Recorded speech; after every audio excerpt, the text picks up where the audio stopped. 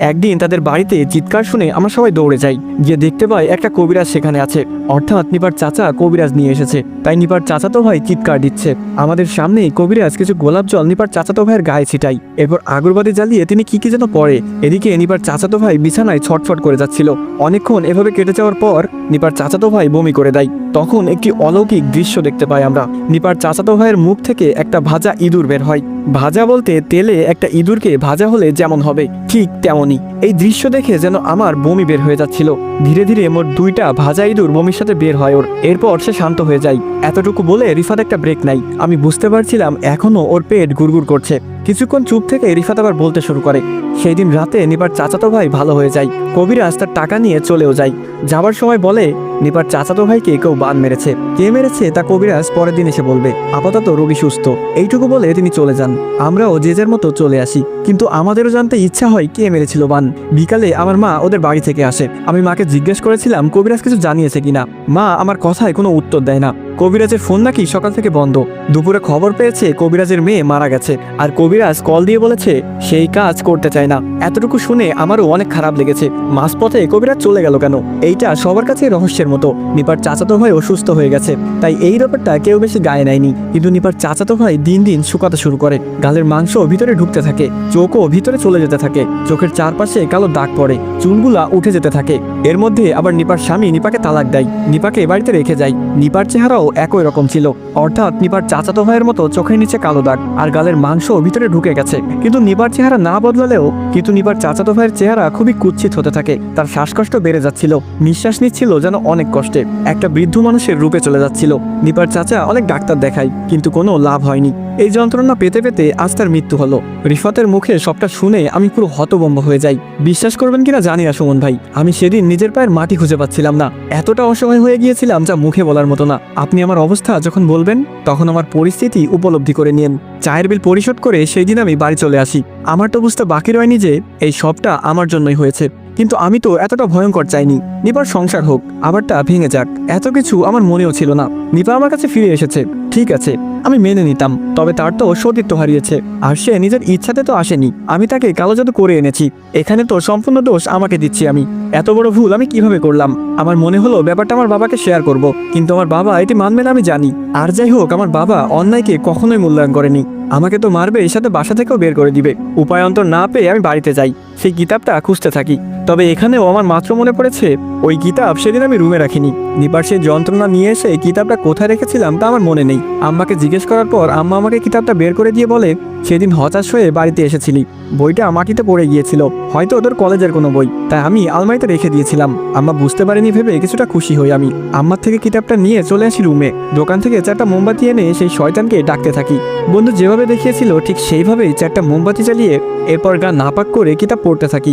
বাংলায় লেখা হলেও উচ্চারণ অনেকটা আরবি শব্দের মতো। অনেকক্ষণ পাঠ করার পর আমি দেখতে পাই মোমবাতি নিভে গেছে। বুঝে যাই কাজ হয়েছে। আর যেহেতু রাত ছিল তাই পুরো রুম ছিল অন্ধকার। অন্ধকারের মধ্যেই কারো কণ্ঠস্বর কানে এসে লাগে। কথোপকথনগুলো ছিল এমন, আপনি আমাকে ডেকেছেন মালিক? আমি বললাম হ্যাঁ। আপনি কি সে যাকে দিয়ে আমি কালো জাদু করিয়েছিলাম? সে বলল, জি মালিক, আমি আপনার দাস বলছিলাম। আমি বললাম, আমি চাই কালো জাদু কেটে দিতে, নিপা তার শ্বশুরবাড়ি ফিরে যাক, আর তার স্বামীও সব মেনে নিবে। সে বলল, ঠিক আছে মালিক, আপনার হুকুম আমি পালন করব, কিন্তু এর বিনিময়ে আপনি কার জীবন দিতে চান? এই লাইনটা শুনে আমার মাথায় বাজ ভেঙে পড়ে। অর্থাৎ আমাকে আরও একটা বলি দিতে হবে। একজনের মৃত্যুর বিবরণ শুনে আমার গায়ে এখনো কাটা দিচ্ছে। আরও কাউকে আমি কিভাবে এই যন্ত্রণা দিব? আমি থতমতো খেয়ে বললাম, কারো জীবন দেওয়া ছাড়া আপনি কাজ করবেন না? সে বলল, মালিক, আপনার সব হুকুমেই আমাকে কারো প্রাণ উপহার দিতে হবে। আমি বললাম, যদি আমি কোনো পশু পাখির জীবন উপহার দিই তাহলে নিবেন? এইটুকু বলার পর মোমবাতি আবার জ্বলে ওঠে। আমি অবাক হই অনেকটা। আমাকে উত্তর না দিয়ে এসে চলে গেল কেন? কোথাও তো ভুল করিনি। প্রথমবারে যখন করেছিলাম তখন তো ওইভাবে চলে যায়নি। আমি কিতাব সামনে রেখে আবার পড়তে শুরু করি। তাকে আবার ডাকি। অনেকক্ষণ পর মোমবাতি নিভে যায়। আবার আমি শুনতে পাই, আমাকে ডেকেছেন মালিক? আমি বললাম, উত্তর না দিয়ে চলে গেলেন কেন? সে বলল, আপনি আমাকে আমার উপহার দিতে মানা করেছেন, তাই আপনার উপর আক্রমণ করার আগেই আমি চলে গিয়েছি। আপনি আমার মালিক হন।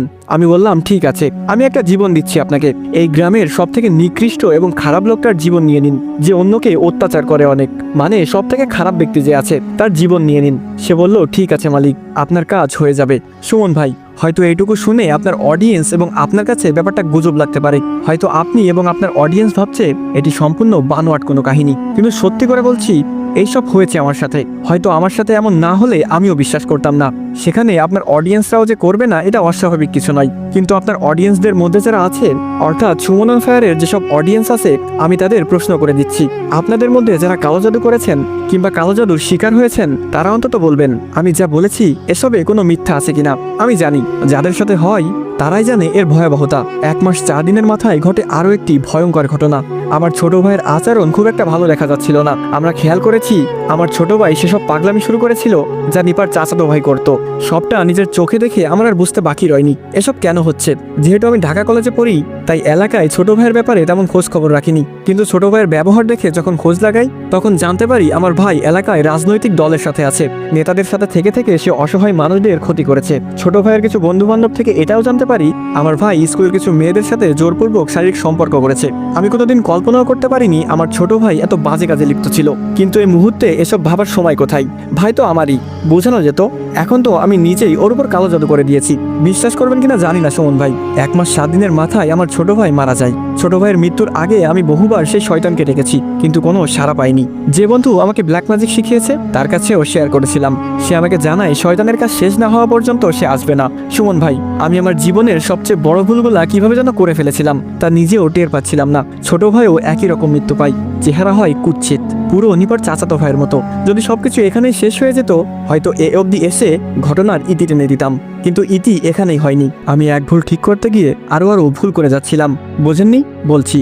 আসসালামু আলাইকুম গাইস, কেমন আছেন সবাই? আশা করি সকলে খুবই ভালো আছেন। তো পর্বটি কেমন লাগলো সেটি অবশ্যই কমেন্ট করে জানাবেন।